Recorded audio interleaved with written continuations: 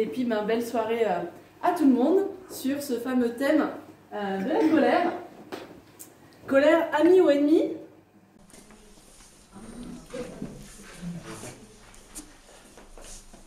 Alors, Papa? oui. Je peux avoir un Kinder Bueno? Ouais, non, pas tout de suite là. Papa? Attends. Ah, la farine. Papa, je peux avoir un Kinder Bueno, papa? Je t'ai dit pas de Kinder Bueno. Non, papa! Non, mais tu sais pourquoi je prends la farine? C'est pour faire des gâteaux à la maison, d'accord? Alors t'inquiète pas, dès qu'on rentre, on fera des petits gâteaux. Hein? Alors, hein? Oui, mais je voudrais Non, laisse papa faire les courses, s'il te plaît. Papa, je voudrais un Kinder Bueno! Non, pas tout de suite. Je voudrais un Kinder Bueno, papa! Arrête de- Papa! Arrête de- Je voudrais un Kinder Bueno, Mais papa! arrête- mais arrête Je de- voudrais un Kinder Bueno! Je veux un Kinder! Je veux un Kinder Bueno! Je veux un Kinder Bueno! C'est mon Je fils. veux un Kinder Bueno! Non, calme-toi! Mais calme-toi, merde! Non, c'est mon fils, ne vous inquiétez pas. Non, regarde, tout le monde me regarde, arrête là! Parle-toi, tu fais chier! Tu te tais! On devient là! Viens à la maison! Viens à la maison, Kinder Bueno! C'est mon fils, n'inquiétez pas, madame. C'est Maman qui les a mangés! Arrêtez-toi, arrête de m'énerver! T'as tué maintenant! Quoi? Et vous, qu'est-ce que vous avez à me regarder là? Vous n'avez pas d'enfant? Tout va bien. Oh, je sais ce que vous pensez! Oh oui, c'est pas faire avec son fils! Ha! J'en reviens à vous y voir, lui! Quoi? Quelqu'un? Oh, maintenant, finis les courses! Et pas de journée! Messieurs, dames. Allez, viens. Viens, mon chéri, viens. Un petit Kinder? Non, on va prendre des pépitos. Alors, petite question pour vous. J'ai entendu évidemment des rires, mais au-delà de ces rires, que ressentez-vous face à cette scène? Et comment auriez-vous réagi à la place du parent? Cette scène au supermarché, certainement assez connue de plusieurs personnes. Est-ce que cette scène vous parle? Comment on se sent quand on vit une scène comme ça? Est-ce que parfois on se dit qu'on a eu la bonne réaction ou pas? Est-ce qu'on culpabilise? Et on va poursuivre avec une autre scénette qui va nous permettre d'enclencher la séquence numéro 1, d'explorer et d'identifier la colère.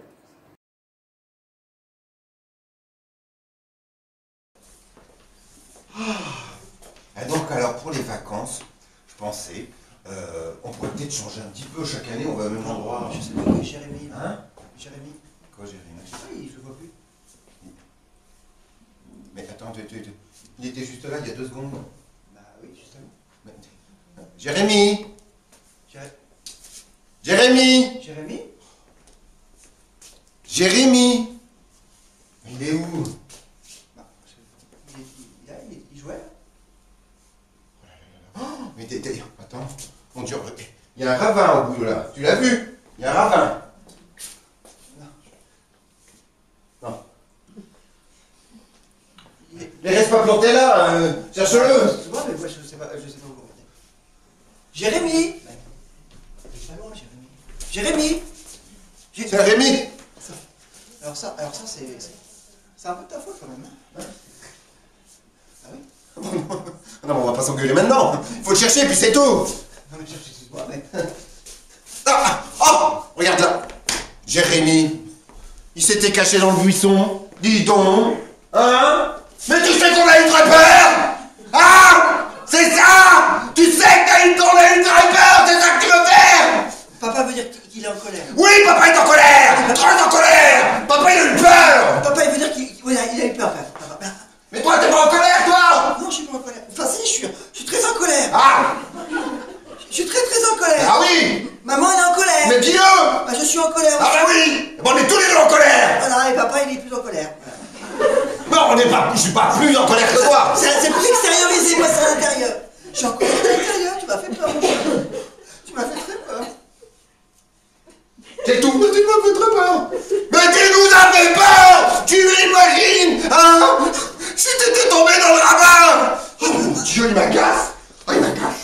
Oh, il m'agace. Mais il a que c'est vrai. C'est normal à cet âge-là qu'on soit agacé. Ouais, c'est vrai. C'est naturel.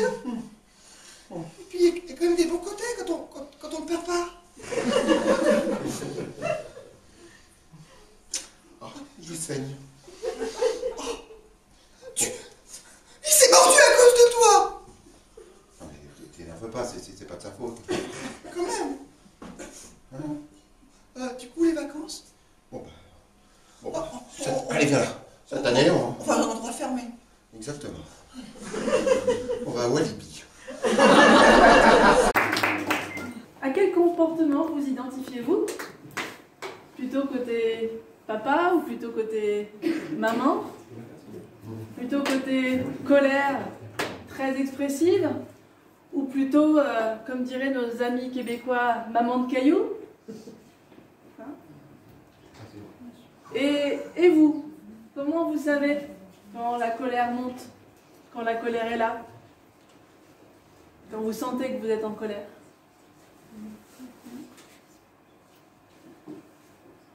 Et puis vous faites quoi quand vous ressentez de la colère? Comment vous agissez?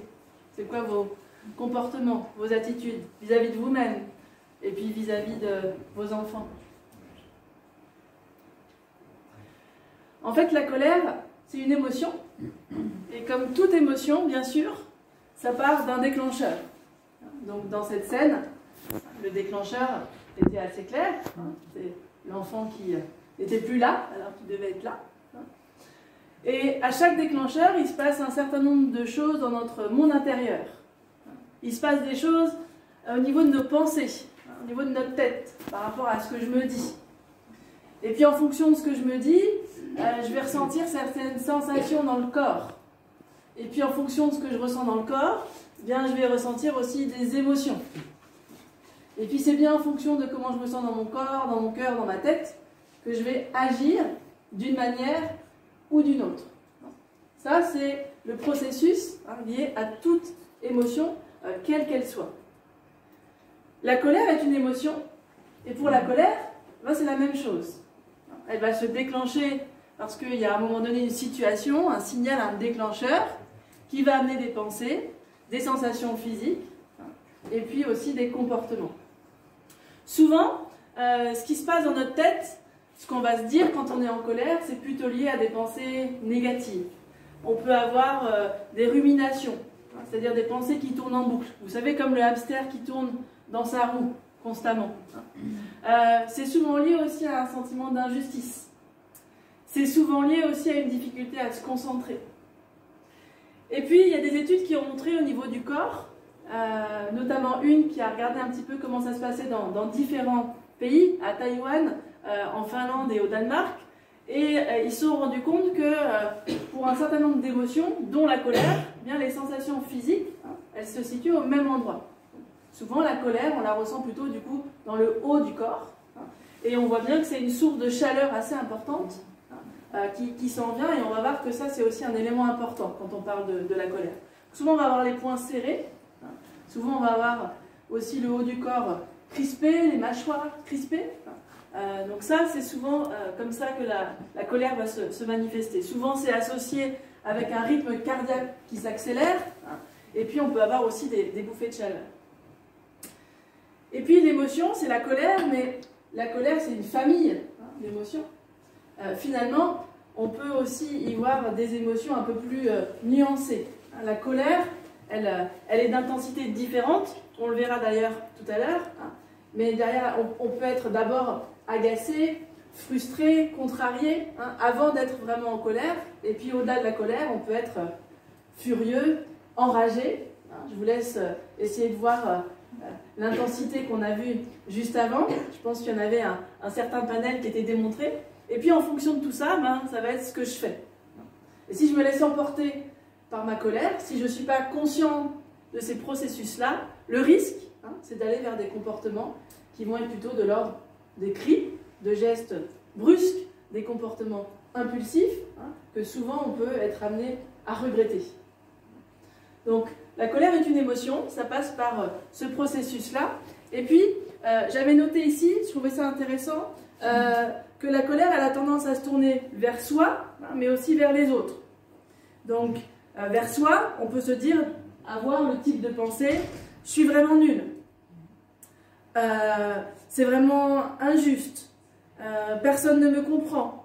J'ai envie de tout casser. Je vais crier jusqu'à me faire entendre. Personne ne me respecte. J'en ai marre. Comment peut-il oser après tout ce qu'il a fait? Pourquoi j'ai fait ça? Tout le monde est contre moi. Ce type de pensée qui peut-être vous parle, qu'on peut être amené justement à avoir dans sa tête lorsque on vit cette émotion de colère. Alors tout ça pour se dire que finalement c'est important, le premier pas quand on parle de la colère, ça va être de s'entraîner à repérer justement ces signaux d'alarme.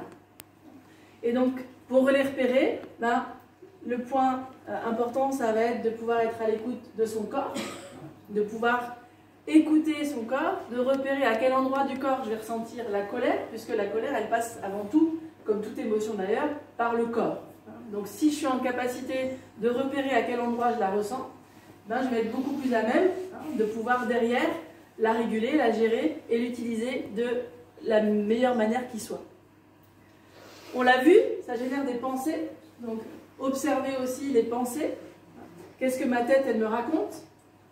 Est-ce que c'est des pensées du type qu'on a vu, qu'on a partagé? Et puis les comportements. De vous observer, d'être conscient de quels sont les comportements que vous avez tendance à avoir lorsque vous ressentez la colère.